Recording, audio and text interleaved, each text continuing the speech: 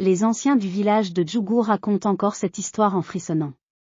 Ils parlent de Mamadou Traoré, l'homme le plus riche du Sahel, celui qui possédait le seul puits d'eau pure à 100 km à la ronde. Un matin, son eau devint rouge comme le sang des bœufs sacrifiés. Rouge comme la honte. Rouge comme la malédiction qui allait le dévorer vivant. Que les esprits du désert écoutent mes paroles. Que Ama, le créateur d'Ogon, bénisse ce récit. Car cette histoire n'est pas qu'un conte pour endormir les enfants. C'est un avertissement gravé dans la mémoire de nos terres arides, là où l'eau vaut plus que l'or et où refuser à boire, c'est condamné à mort. Nous sommes en pays d'Ogon, dans les falaises de Bandiagara qui griffent le ciel de leurs pics acérés. Le village de Djougou s'accrochait au rocher comme un nid d'aigle, ses cases de banco rouge fondues dans la pierre ancestrale. Le vent du désert apportait le sable et la soif, toujours la soif. Et au centre de ce village assoiffé se dressait la concession de Mamadou Traoré, fils de Sédou, petit-fils d'Amadou le Généreux. Mais le nom mentait. Mamadou n'avait hérité que de la richesse de son grand-père, pas de son cœur. Le puits de Mamadou était légendaire. Profond de 50 mètres, creusé dans la roche vivante par 3 générations d'hommes, il ne tarissait jamais. Même en saison sèche, quand le soleil transformait la terre en four à poterie, quand les autres puits devenaient des tombes de boue craquelées, celui de Mamadou continuait de donner une eau fraîche, claire comme le cristal. Son grand-père Amadou avait fait construire ce puits non pour lui seul, mais pour tout le village et les voyageurs du désert. L'eau appartient à Ama, disait-il. Nous ne sommes que ses gardiens, pas ses propriétaires. Mais Mamadou pensait autrement. Il était grand, musclé comme un forgeron, avec des yeux durs comme des cailloux du désert. Sa peau était noire comme l'ébène des forêts du sud, ses mains larges capables de briser une calebasse d'un seul geste. Il portait toujours un boubou blanc immaculé, preuve de sa richesse car seuls les riches pouvaient se permettre de laver leurs vêtements avec autant d'eau. Écoutez bien ce qui suit. Car c'est ici que commence sa chute. Un jour brûlant de la saison sèche, quand même les lézards cherchaient l'ombre et que les vautours planaient en cercles affamés, Mamadou décida de fermer son puits aux étrangers. Mon eau, mes règles, déclara-t-il au conseil des anciens. Ceux qui veulent boire paieront. 3 coris par calebasse pour les villageois. 10 coris pour les voyageurs. Le vieux sage Yacouba, ami de son grand-père, se leva en tremblant sur ses jambes maigres comme des branches mortes. Mamadou, mon fils, tu ne peux pas faire ça. Comme disent nos ancêtres, celui qui ferme son puits ferme son cœur, et un cœur fermé devient pierre. Les ancêtres sont morts, cracha Mamadou. Leur sagesse ne remplisse pas mes greniers. Mon eau me coûte cher en entretien. Qu'il paie ou qu'il crève. Un silence de mort tomba sur l'assemblée. Même les mouches cessèrent de bourdonner. Les femmes baissèrent les yeux, les hommes secouèrent la tête avec tristesse. Les jours passèrent. Mamadou installa une haute clôture de bois épineux autour de son puits. Il embaucha 2 jeunes hommes affamés pour garder l'accès, leur promettant de l'eau gratuite en échange de leur loyauté. Désormais, chaque goutte avait un prix. Les villageois payèrent en grinçant des dents. Les femmes vidaient leurs réserves de coris, ces coquillages précieux qu'elles gardaient pour les urgences. Les enfants pleuraient de soif la nuit. Les vieux toussaient, leurs gorges râpées par la poussière. Mais les voyageurs, eux, souffrirent encore plus. Le premier à se présenter fut un vieux Touareg maigre comme un acacia mort. Son chameau titubait, la langue pendante. L'homme s'effondra devant la clôture. De l'eau, pitié, je viens de traverser 3 jours de désert. Mamadou sortit de sa case, les bras croisés. Dit Cori. Je n'ai rien, mes marchandises ont été volées par des bandits, juste un peu d'eau, frère, au nom d'Ama. Pas de Cori, pas d'eau. Dégage de devant mon puits. Le Touareg rampa jusqu'à l'ombre d'un baobab mort et y resta 3 jours avant de mourir, les lèvres craquelées, les yeux fixes vers le ciel. Les villageois l'enterrèrent en pleurant, mais personne n'osa défier Mamadou. Voyez-vous, mes frères et sœurs, comment l'avarice transforme un homme en hyène? La deuxième à venir fut une jeune femme peule, un bébé attaché dans son dos. Elle venait du nord, fuyant la famine. Son enfant gémissait faiblement, sa petite bouche cherchant un Saint-Hari depuis longtemps. Monsieur, supplia-t-elle, pas pour moi, pour mon bébé, il va mourir. Mamadou regarda l'enfant dont la peau se plissait comme celle d'un vieillard. Quelque chose bougea dans sa poitrine, un éclair de conscience. Mais l'avarice est un serpent qui étouffe le cœur. Dit Cory. Ou vin si tu veux assez d'eau pour vous deux. Je n'ai rien. Regarde-moi. Je suis une réfugiée.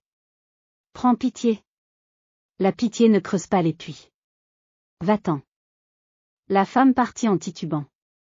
On retrouva son corps et celui de son bébé une semaine plus tard, à 5 kilomètres de là, serrés l'un contre l'autre sous un acacia. Les fourmis rouges avaient commencé leur œuvre. Et c'est là que tout bascula. Le troisième voyageur arriva un soir, alors que le soleil mourant teignait les falaises de rouge sang. Il était différent des autres. Ni vieux ni jeune. Ni grand ni petit. Il portait une longue tunique couleur sable qui semblait faite de vent et de lumière. Ses yeux étaient profonds comme des puits sans fond, et quand il marchait, aucune poussière ne se soulevait sous ses pieds. Il s'arrêta devant la clôture du puits de Mamadou. Les gardiens le regardèrent avec méfiance. Nous fermons bientôt, dit l'un d'eux. Si tu veux de l'eau, c'est dit Cory. L'étranger sourit. Son sourire était doux comme la pluie après la sécheresse, mais quelque chose dedans glaçait le sang. Je ne viens pas acheter l'eau, dit-il d'une voix qui résonnait comme un tambour lointain. Je viens demander si Mamadou Traoré, petit-fils d'Amadou le Généreux, donnera librement à boire à un voyageur assoiffé.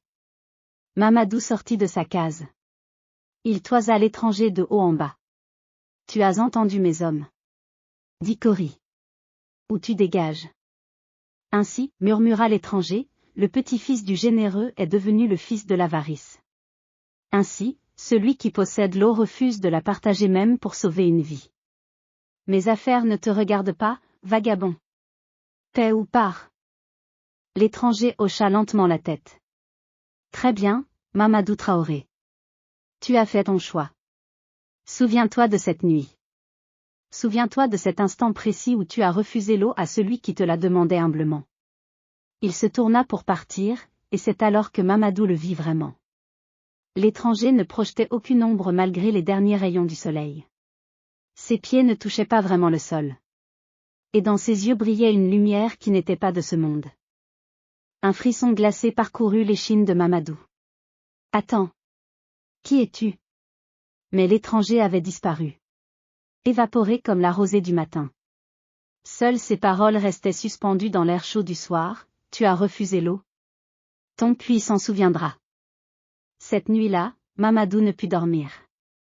Une angoisse sourde lui tordait les entrailles. Il se tournait et se retournait sur sa natte, trempé d'une sueur qui n'avait rien à voir avec la chaleur. Vers minuit, les chiens du village se mirent à hurler. Tous en même temps, un concert lugubre qui réveilla tout Djougou. Puis, soudain, un silence. Un silence si profond qu'on aurait pu entendre tomber une plume.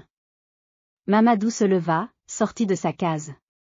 La lune pleine baignait le village d'une lumière argentée qui transformait tout en décor de rêve, ou de cauchemar. Il marcha vers son puits. Quelque chose l'attirait là-bas, une force irrésistible comme la soif attire vers l'eau. Arrivé près de la margelle de pierre, il se pencha. Et ce qu'il vit lui arracha un cri d'horreur qui réveilla tout le village. L'eau de son puits était rouge. Rouge sang. Rouge comme les entrailles d'un animal sacrifié. Rouge comme la mort elle-même. Il saisit une corde, y attacha une calebasse, la plongea dans les profondeurs. Quand il la remonta, elle débordait d'un liquide épais, visqueux, qui sentait le fer et la décomposition. Du sang. Du vrai sang. Non. Non. C'est impossible. Il vida la calebasse, en plongea une autre. Sang. Une troisième. Sang encore. Une quatrième, une cinquième, 10 fois, 20 fois. Toujours du sang. Les villageois accoururent, attirés par ces cris. Ils se massèrent autour du puits, horrifiés. Le vieux Yacouba s'avança, son visage ridé grave comme une sentence. Mamadou, dit-il doucement, qui as-tu refusé ce soir? Un voyageur, juste un voyageur? Décris-le. Mamadou raconta. À mesure qu'il parlait, les visages autour de lui se figeaient dans la terreur. Il ne projetait aucune ombre, murmura une vieille femme. C'était Nomo, l'esprit de l'eau. Ses pieds ne touchaient pas le sol, ajouta un chasseur. C'était peut-être Ama lui-même. Yacouba secoua la tête. Peu importe qui c'était. Un esprit est venu tester ton humanité, Mamadou. Et tu as échoué. Comme disent nos ancêtres, refuser l'eau à celui qui a soif, c'est cracher au visage d'Ama. Cette nuit-là ne fut que le début. Le lendemain matin, Mamadou découvrit que le sang dans son puits ne se contentait pas d'y stagner. Il suintait. Il débordait lentement de la margelle, formant des rigoles rouges qui serpentaient dans la terre sèche de sa concession. Le surlendemain, l'odeur devint insupportable. Une puanteur de charnier qui attirait les mouches par milliers, des nuages bourdonnants qui assombrissaient le soleil. Le troisième jour, le sang commença à parler. Oui, mes frères et sœurs, vous avez bien entendu. Le sang se mit à murmurer des voix. Les voix de tous ceux qui étaient morts de soif tandis que Mamadou gardait jalousement son eau. Le vieux Touareg. La jeune mère Peul et son bébé. D'autres encore, des dizaines d'autres dont les corps jonchaient les routes du Sahel. De l'eau, pitié, nous avons soif, pourquoi nous as-tu laissé mourir? Mamadou se boucha les oreilles en hurlant, mais les voix résonnaient dans son crâne, dans son âme. Jour et nuit, elle ne cessait jamais. Elle le suivait partout. Dans sa case. Au marché. Même quand il fermait les yeux, il les entendait. Le quatrième jour, le sang atteignit le seuil de sa case. Mamadou se barricada à l'intérieur, terrorisé. Mais le liquide rouge et épais se faufilait sous la porte, entre les fissures du mur, cherchant toujours. Le cinquième jour, les villageois le trouvèrent recroquevillé dans un coin, tremblant comme une feuille, les yeux exorbités, murmurant sans cesse. Pardon, pardon, je donnerai l'eau, je la donnerai. Le sixième jour, l'étranger revint. Il se matérialisa au centre du village, exactement comme la première fois, vêtu de sa tunique couleur sable. Mais cette fois, tous le virent pour ce qu'il était. Une aura de lumière l'entourait. Ses yeux contenaient la sagesse des millénaires. Mamadou Traoré, appela Théil, et sa voix fit vibrer l'air lui-même. Mamadou sortit de sa case en titubant, maigre, sale, brisé. Il tomba aux pieds de l'esprit. Pitié, arrêtez ça, je ferai tout ce que vous voulez. Te souviens-tu de mes paroles, demanda l'esprit. Je t'avais dit, ton puits s'en souviendra. Le puits n'oublie jamais. Il se souvient de chaque personne assoiffée à qui tu as refusé l'eau. Et maintenant, ils pleurent leur sang. Que dois-je faire pour réparer? Dites-le-moi. Je détruirai la clôture. Je donnerai l'eau gratuitement. Je paierai des réparations aux familles. L'esprit le regarda longuement. Dans ce regard, il y avait de la tristesse, de la colère, mais aussi, une lueur d'espoir. Mamadou Traoré, dit l'esprit, tu as appris une leçon terrible. Mais les esprits ne sont pas sans pitié. Écoute bien ce que je vais te dire. Tout le village s'était rassemblé en cercle autour d'eux. Même les enfants se taisaient, comprenant qu'ils assistaient à quelque chose de sacré. Tu vas creuser cet nouveau puits, déclara l'esprit. Un pour chaque jour où tu as refusé l'eau. Tu les creuseras de tes propres mains, même si cela doit te prendre des années. Ces puits seront libres d'accès pour tous, villageois ou voyageurs. Tu ne demanderas jamais rien en échange. Oui. Oui, je le ferai. De plus, continua l'esprit, à chaque puits, tu planteras un arbre. Un arbre qui donnera de l'ombre aux voyageurs fatigués. Et sous chaque arbre, tu placeras des calebasses pleines d'eau fraîche. Je le jure sur la tombe de mon grand-père. Enfin, et la voix de l'esprit devint douce comme une brise, tu iras retrouver les familles de ceux qui sont morts de soif par ta faute. Tu leur demanderas pardon. Tu leur offriras la moitié de tes biens. Et tu prendras soin de leurs enfants orphelins. Mamadou pleurait maintenant, des larmes véritables qu'il avait sa honte. Je le ferai. Je le ferai tout, je le promets. L'esprit leva alors la main vers le ciel. Un vent puissant se leva, tourbillonnant autour du puits maudit. Le sang rouge commença à s'évaporer, s'élevant en spirale vaporeuse vers les nuages. Les voix se turent une à une, apaisées. Quand le vent retomba, l'eau du puits était redevenue claire. Claire et pure comme au premier jour où le grand-père Amadou l'avait creusée. Mais quelque chose avait changé. Au fond du puits, on pouvait maintenant voir un reflet. Pas le reflet du ciel, mais le reflet de tous ceux qui demandaient à boire. Un rappel éternel. Une mémoire gravée dans l'eau elle-même. Va, dit l'esprit en disparaissant peu à peu. Accomplis tes promesses. Et souviens-toi, l'eau est un don d'Ama. Elle ne nous appartient pas. Nous en sommes seulement les gardiens, pour le bien de tous. Les années qui suivirent transformèrent Mamadou Traoré. Il creusa ses 7 puits, un par un, de ses mains qui se couvrirent de cales épais comme du cuir. Chaque puits lui prit 6 mois de travail acharné. Il creusait de l'aube au crépuscule, ne s'arrêtant que pour manger et dormir quelques heures. Près de chaque puits, il planta un baobab, un acacia, un tamarinier. Il construisit des margelles solides, des poulies robustes. Il sculpta des calebasses dans le bois le plus dur et les attacha avec des cordes tressées pour qu'elles ne puissent être volées. Il partit à la recherche des familles des victimes. Certains voyages le menèrent à des centaines de kilomètres. Il trouva la sœur du vieux Touareg dans un village du nord et lui donna la moitié de son troupeau. Il retrouva la mère de la jeune femme Peul et adopta ses 2 autres enfants comme les siens. Le village de Djougou prospéra. Avec cette nouveau puits public, l'eau ne manquait plus jamais.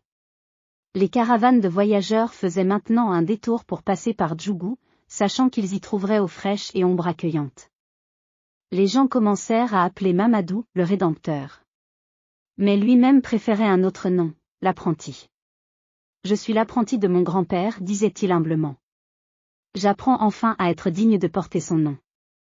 20 ans plus tard, quand Mamadou sentit sa mort approcher, il rassembla ses enfants, les siens de sang et ceux qu'il avait adoptés autour du puits originel. Ce puits qui avait failli le détruire et qu'il avait finalement sauvé. Regardez, leur dit-il en pointant les reflets dans l'eau. Vous voyez ces visages? Ce sont tous ceux qui ont demandé l'eau avant moi. Ils me rappellent chaque jour que l'eau n'est pas à moi. Elle n'est à personne. Elle est à tous. Il mourut cette nuit-là, paisiblement, un sourire aux lèvres. Et on raconte que le lendemain matin, une pluie miraculeuse tomba sur Djougou. Une pluie douce et abondante qui dura 3 jours et 3 nuits, remplissant tous les puits jusqu'au bord.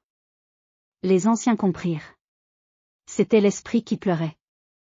Mais cette fois, ce n'étaient pas des larmes de colère. C'étaient des larmes de joie pour un homme qui avait su transformer sa honte en honneur. Aujourd'hui encore, les 7 puits de Mamadou existent. Les baobabs qu'il a plantés sont devenus géants, leurs branches offrant une ombre généreuse aux voyageurs. Et jamais, jamais personne ne demande d'argent pour l'eau à Djougou. Car comme le dit le proverbe gravé sur chaque margelle, celui qui refuse l'eau refuse la vie. Celui qui donne l'eau donne l'espoir. Alors, mes frères et sœurs, retenez cette histoire. Quand un assoiffé frappe à votre porte, rappelez-vous Mamadou et son puits de sang. Quand quelqu'un demande votre aide, souvenez-vous que ce pourrait être un esprit qui teste votre humanité. Car l'eau, comme la compassion, n'a de valeur que lorsqu'elle coule. Un puits fermé devient une tombe. Un cœur fermé devient pierre. Ubuntu, comme disent nos frères du Sud. Je suis parce que nous sommes. Que cette histoire coule dans vos cœurs comme l'eau vive dans les puits de Djougou. Que jamais vous ne refusiez l'eau à celui qui a soif. Que jamais vous ne fermiez votre porte à celui qui souffre. Et rappelez-vous, les esprits veillent. Ils testent. Et ils se souviennent. Toujours. Que la paix d'Ama soit avec vous. Que vos puits ne tarissent jamais. Que vos cœurs restent ouverts comme les sources de la montagne. L'histoire est finie. Mais la leçon demeure. À jamais. Abonne-toi pour ne manquer nos prochaines vidéos.